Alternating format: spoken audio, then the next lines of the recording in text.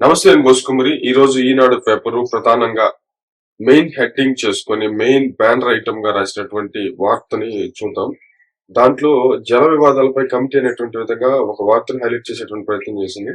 అదేవిధంగా కేంద్ర జలశక్తి శాఖ ఆధ్వర్యంలో ఏర్పాటు, రెండు రాష్ట్రాలతో పాటు కేంద్ర అధికారులకు భాగస్వామ్యం, సాంకేతిక నిపుణులతో పాటు ఐఏఎస్ లకు స్థానం, టెలిమెట్రీల ఏర్పాటు, కృష్ణా బోర్డు అమరావతికి తరలింపు, శ్రీశైలం ప్రాజెక్టుకు ఏపీ నిధులతో మరమ్మతులపై ఏకాభిప్రాయం, ఢిల్లీలో ఏపీ తెలంగాణ సీఎం భేటీ నిర్ణయాలు అనేటువంటి విధంగా ఆల్రెడీ ఇది బాగా పబ్లిష్ అయింది వార్త ఈ భేటీకి సంబంధించి. బట్ దాన్ని హైలైట్ చేసినటువంటి పరిస్థితులు అయితే ఉన్నాయి.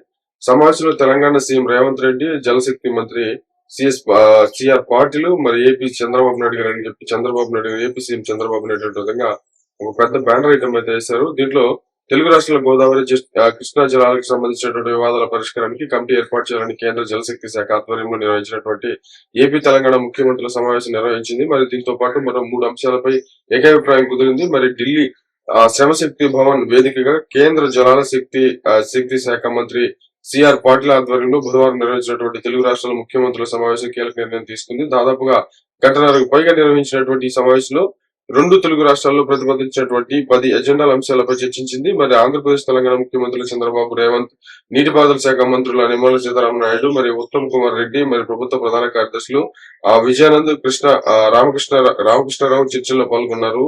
బ్లా బ్లా బ్లా.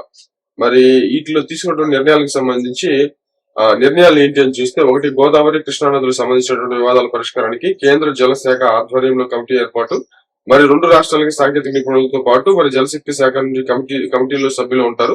మరి సాంకేతిక నిపుణులు, ఇంజనీర్లు మాత్రమే కాకుండా వాళ్ళ పాలనాధికారులు అంటే ఐఏఎస్ లకు కూడా ఈ కమిటీలో భాగస్వామ్యం కల్పించారు.